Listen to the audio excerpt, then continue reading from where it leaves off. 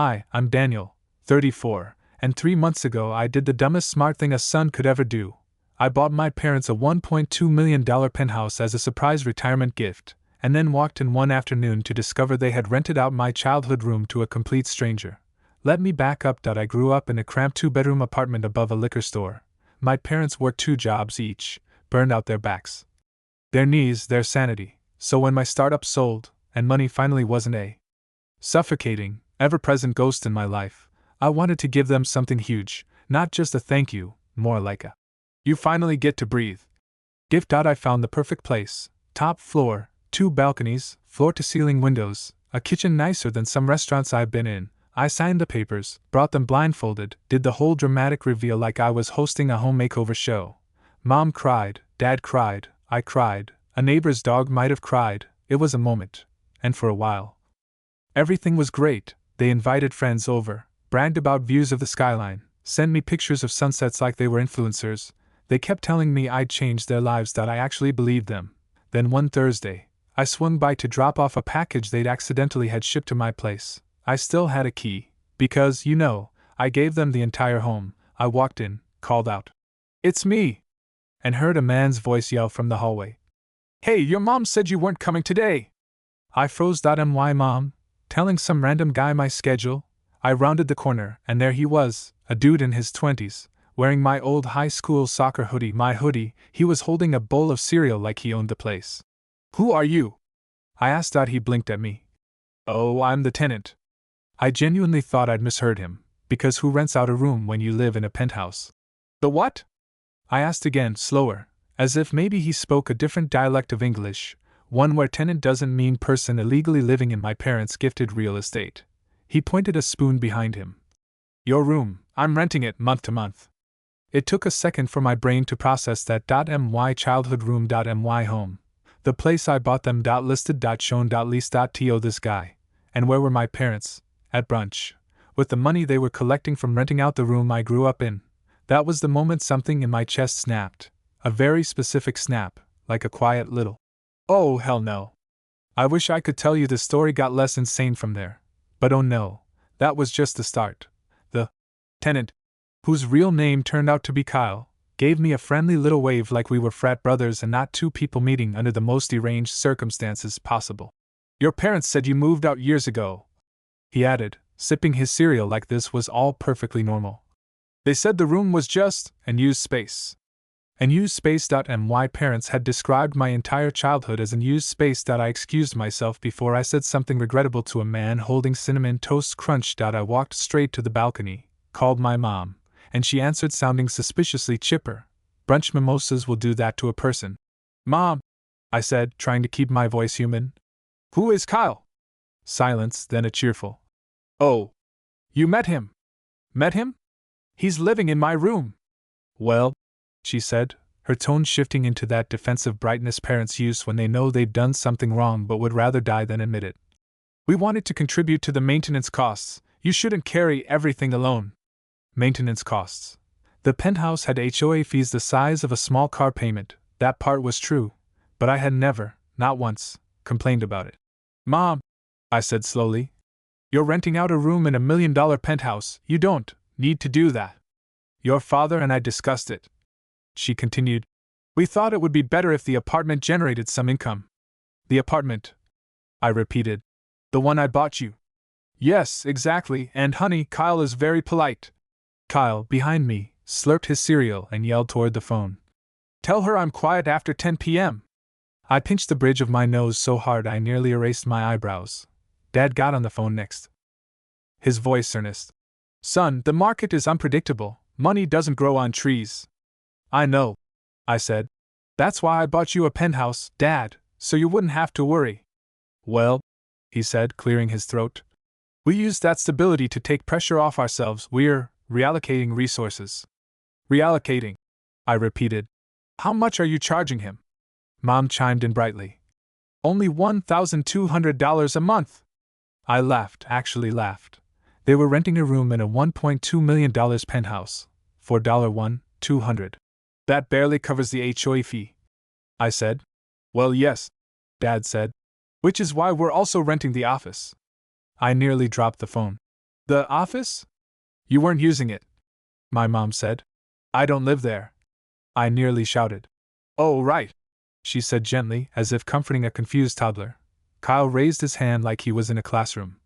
And my girlfriend might take the office. Is that okay? I closed my eyes. My veins hummed with pressure. My parents had turned my luxury gift into a Craigslist rotation. Mom, I said, why didn't you tell me? We didn't want you to worry. Worry. They thought I would worry. Meanwhile, strangers were living in what was supposed to be my parents' quiet retirement home, strangers wearing my clothes, using my old desk, probably opening the drawer where my 6th grade love letters still Saturday I hung up before I started yelling. Kyle was still there. Hey, he said. If you need your hoodie back, I can wash it first. I stared at him for a long beat and said, Kyle, how soon can you move out? That's when he shrugged and delivered the line that officially broke me. Oh, your mom said I could stay indefinitely. Indefinitely. My parents had made their retirement home into a boarding house, and they didn't even tell me the worst part yet.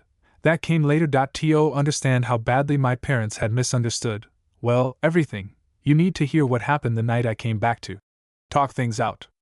I showed up around 7 p.m. Kyle answered the door wearing my old university sweatshirt this time, like he was systematically working through my childhood wardrobe. Behind him, I could hear voices, multiple. House meeting? I asked dryly. Nah, Kyle said, stepping aside so I could enter. Everyone's just cooking. Everyone. Plural. I stepped into the penthouse kitchen and nearly blacked out. There were 4 strangers inside. Point 1 flipping quesadillas. Point 1 chopping onions. Point 1 scrolling TikTok while sitting on the counter I paid for. 1 wearing my father's slippers. I froze in the doorway like I'd walked into a parallel universe. Who? I said softly. Are these people? A girl with blue hair lifted her hand. I'm Crystal, I rent the office. A guy with a mustache waved a spatula. I'm Nate Couch. The couch? I croaked. Yeah, Kyle said proudly. Your parents put it up as a budget option. My eye twitched. The last girl pointed at herself. I'm here just for dinner, I don't live here yet. Crystal cut in, cheerful. Your mom said if the sunroom opens up, I should apply. The sunroom. My mother once cried because the greenery reminded her of hope. Now it was a rental queue. I felt dizzy. Where? I finally asked. Are my parents? Kyle nodded toward the balcony. They're with the board. The board? The tenant board. I stepped outside, and there they were, my parents, sitting on patio chairs like they were running a miniature homeowners association. My dad was holding a clipboard. He saw me and lit up. Son! Perfect timing, we were discussing the waitlist expansion. Waitlist? I echoed, dead inside. My mother patted the seat next to her. We've already made $5,400 this month, isn't that wonderful? I stared at them. I bought you a retirement home, not a residential startup incubator. My dad looked offended. It's passive income. It's illegal. I shot back. Your HOA doesn't allow rentals. They exchanged a look. My stomach dropped. Oh no, I whispered. No, what did you do? We, my mom said carefully, might have, not exactly, read the contract. And, my dad added, someone may have reported us. Someone. Asn. The neighbors paying millions were not thrilled that my parents had turned their luxury building into a youth hostel. This could jeopardize your entire residency in the building, I said. My dad nodded gravely. Yes, which is why we've decided something important. I braced myself. We want you to put the penthouse under our LLC, my mom said, for legal protection. Our LLC. My voice came out a whisper. You want me to transfer ownership of the penthouse to your shell company? My dad looked proud. Exactly. Then no one can hold you accountable. Because you want them to hold me accountable? Well, he said, shrugging, you can afford the fines. What fines? The ones they mentioned in the letter. What letter? My mom pulled out an envelope like she was presenting an award. I snatched it. I read it. And that was the moment I realized my parents were in danger of being evicted from the very home I bought them. Because my parents hadn't just violated the HOA's rules. No, they'd broken 5. And the fine wasn't a few $100s. It was $18,000. Due in 14 days. And my parents Had spent every penny of the rent. I stood on that balcony holding an $18,000 violation notice while my parents watched me like I was the family accountant sent to solve their light tax fraud. Let me get this straight, I said slowly. You rented out a penthouse, illegally, violated 5 HOA rules, ignored warnings, and now you owe $18,000. My mom nodded politely, as if confirming a dinner reservation. And, my dad added, we spent the rent money because we didn't think the HOA was serious. My jaw clenched so hard I nearly cracked a molar. Kyle wandered onto the balcony mid-crisis, eating a quesadilla. Oh hey, by the way, the toilet in my room is clogged again. I exhaled so sharply I almost ascended. Inside, I said to my parents. Now. We sat at their dining table, well, the dining table I bought, and I asked the one question I dreaded. Why didn't you just tell me you needed help? My mom gave me the soft, tragic look she used to deploy whenever she wanted sympathy from grocery clerks. Honey, we didn't want to be a burden. A burden, I repeated. You turned your retirement home into an Airbnb with none of the paperwork. That's not avoiding being a burden, that's speedrunning a lawsuit. Dad held up his hands defensively. Well, you always work, you never have time, so we figured we'd handle it. Handle it, I echoed again. By recruiting tenants like Pokemon. Silence. Then my mother brightened, which terrified me. But the good news is you can pay the fine. I blinked. What makes you think I'm going to pay it? Mom smiled like she'd caught me pretending Santa wasn't real. Because you're a good son. Here's the thing, I am a good son, maybe too good, disgustingly good, golden retriever level good. But even golden retrievers bite when pushed. I stood. No, I'm not fixing this. My mother gasped. You'd let us be evicted? That's not what I said. Well, my dad said calmly, if we lose the penthouse, it will be because you didn't help. And that was when I realized something painful. They weren't clueless. They were counting on me to rescue them. Again, every time. It didn't matter that I'd bought them $1 million home. Somehow, in their minds, they were still the victims in this situation. And I was still the kid expected to fix the mess. I grabbed my coat. Where are you going? My dad called. To get a lawyer. My mom stood. You're suing us? No, I'm seeing what happens to my legal liability when my tenant-collecting parents get kicked out of a luxury building. I walked to the elevator. Kyle peeked out from the hallway holding a plunger. So is this a bad time to talk about renewing my lease? The elevator doors closed on my face. Perfect timing, because the next week, that's when everything really spiraled. And this time, it wasn't the HOA that blew things up. It was the tenants. I thought the worst thing I'd be dealing with was the HOA threatening legal action. I was wrong. It started 3 days later, when I got a call from an unfamiliar number. I ignored it twice, but on the third attempt, I picked up, only because I suspected it was the HOA ready to yell at me again. Instead, a voice said, Hi, this is Officer Delgado. Are you the owner of the penthouse at? My stomach dropped. Yes, I said. What's wrong now? There's been an incident involving your tenants. I closed my eyes. Which ones? The occupants of the bedroom, the office, and the sofa. All three. Perfect. I arrived at the building to find flashing lights, angry neighbors, and my father on the sidewalk yelling at a police officer about tenant rights. Which, by the way, do not exist when your entire tenancy is illegal to begin with. Mom was sitting on a bench with her head in her hands. Kyle was standing nearby holding a garbage bag full of his belongings. What happened? I asked. Kyle pointed upstairs. Nate threw a party. On a Wednesday? It was his birthday. Nate is 28. Yeah, but emotionally he said most of his birthdays were stolen from him. I stared at him. What does that even mean? Kyle shrugged. I didn't ask, I just made nachos. Officer Delgado approached. Sir, one of your tenants was found to be storing items not allowed in a residential building. Items like what? 6 ferrets. I blinked. 6 ferrets. Correct. Alive? Yes. I slowly turned to Kyle. Please tell me this wasn't you. He shook his head quickly. No, that was Crystal. Of course it was Crystal, the blue hair, the sunroom obsession, it all tracked. Where is she? I asked. The officer cleared his throat. Animal control is speaking with her. Great. And Nate? I asked. The officer exhaled. He threw furniture off the balcony. I blinked again. Why? Kyle? The officer said. Kyle lifted his shoulders helplessly. He said he was releasing it, emotionally. I dragged both hands down my face. But don't worry, Kyle added. Only 2 chairs and a lamp. I looked at Officer Delgado. Anyone hurt? Thank God, no, he said. But 1 chair smashed a luxury car in the parking lot. Which one? A 2024 BMW. I winced.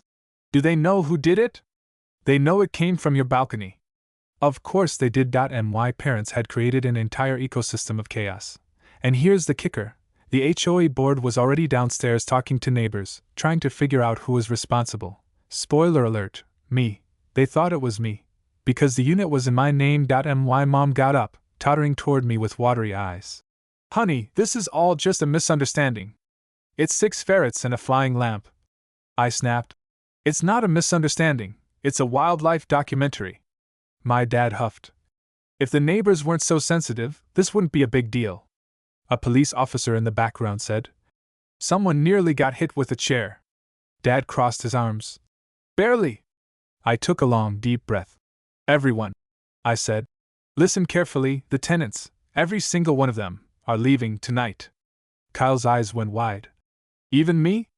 Especially you. My parents protested immediately. You can't do that, my mom cried. You need his rent, Dad added, but the officer cut them off. Actually, sir, ma'am, you have no legal right to rent these rooms. That shut them up. I turned to Kyle. I'll help you find a new place, I said. But you cannot stay here. He nodded miserably. I get it. It took 5 hours, multiple police reports, 1 statement to the HOA, and an unfortunate number of ferret-related forms before everyone was cleared out. By the end of the night, the penthouse was empty for the first time in weeks. No tenants. No chaos. Just my parents. And me. And the sinking realization that this wasn't about money. It was about something much worse. Something my parents told me, finally, once the tenants were gone. Something that explained everything, and made me furious in an entirely new way. My parents stared at me like I just told them gravity was optional. What do you mean, no? My mom whispered, hand on her chest like she was auditioning for a fainting couch. I stayed steady. I mean, I'm not paying off the fines, the credit debt, or the llama apocalypse you two created. Dad bristled. We're your parents. And I bought you $1 million home. I said. That's not exactly neglect. Mom's eyes hardened. Well, if you're abandoning us, then we have no choice. I felt a cold prickle. What does that mean? They exchanged a look, the kind people share before stepping on a landmine and pretending they didn't. Dad cleared his throat. We spoke to someone, a lawyer. My stomach dipped. Why? Mom lifted her chin. To understand our rights. And legally, since we live here, the home is ours. I blinked. No, it isn't, it's literally in my name. Yes, she said. But we've established residency, and if you evict us, I'm not evicting you. I snapped. Mom continued. You'll have to pay relocation costs. I stared at them, stunned. You went to a lawyer to plan how to financially squeeze me? We didn't want to. Dad said. But you've put us in a difficult position. I laughed once, a short, disbelieving sound. So instead of apologizing, you threatened me? Mom folded her arms primly. It wasn't a threat, it was a fact. I sank into a chair. Why would you do this? Dad exhaled heavily. Because we were afraid. Afraid of what? That one day, he said quietly, you'd realize you don't need us anymore. Of all the explanations I expected, financial panic, pride, cluelessness, this one blindsided me. Mom looked away. You got successful, independent, and you barely visit. I work. I said. That's not rejection. Mom's voice trembled. It felt like you outgrew us, so we tried to prove we could contribute, that we weren't obsolete. I sat in silence as the truth settled like dust. The tenants weren't just about money, the llama disaster, the secrecy, the refusal to ask for help. It all came from the same place. They were terrified of being left behind, but their fear had grown claws, and those claws had torn into me, the HOA, the neighbors, and a penthouse full of ferrets. I breathed in slowly. Okay, here's what we're going to do. Because I had a plan. A real 1.1 that would either save them, or snap the last fragile thread between us. The next week was a blur of meetings and paperwork. I hired a real estate attorney, a financial advisor, and an accountant who sighed loudly every time the words crypto llamas came up. After reviewing everything, the verdict was clear. The HOA fines had to be paid immediately. My parents' credit was a smoking crater. Their investment couldn't be recovered. If they didn't stop renting illegally, the HOA could force the sale of the unit. My parents listened to all of this like they were being read bedtime stories. So, Dad asked the attorney, "How much will our son cover?" The attorney blinked. "Sir, your son is the one protecting you from losing your home." Mom frowned. "We just assumed he'd take care of it." That was the final straw. I leaned forward. "No, here's the new arrangement." They straightened like students hearing their names in class. "1. I said, I'm paying the fines, but you're signing a contract acknowledging you cannot rent to anyone ever again." Mom opened her mouth. I held up a hand. 2. You're giving me full financial transparency. Bank accounts, credit cards, statements, all of it. Dad scowled. "We're adults. And I'm the one bailing you out." I said, "Adults with llama-based debt don't get full independence." Mom gasped. "How dare you?" 3. I continued, "I'm setting you up with a financial manager, and you will follow their instructions, non-negotiable." And 4.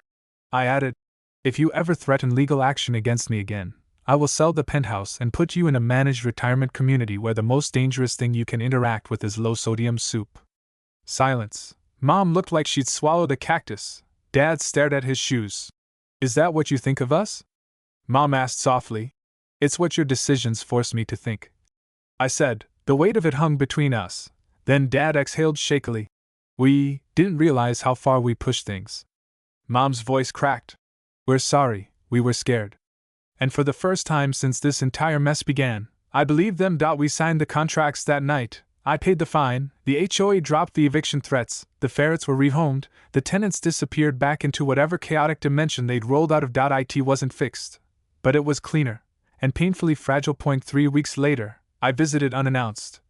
Mostly to check for signs of secret tenants or stray llamas.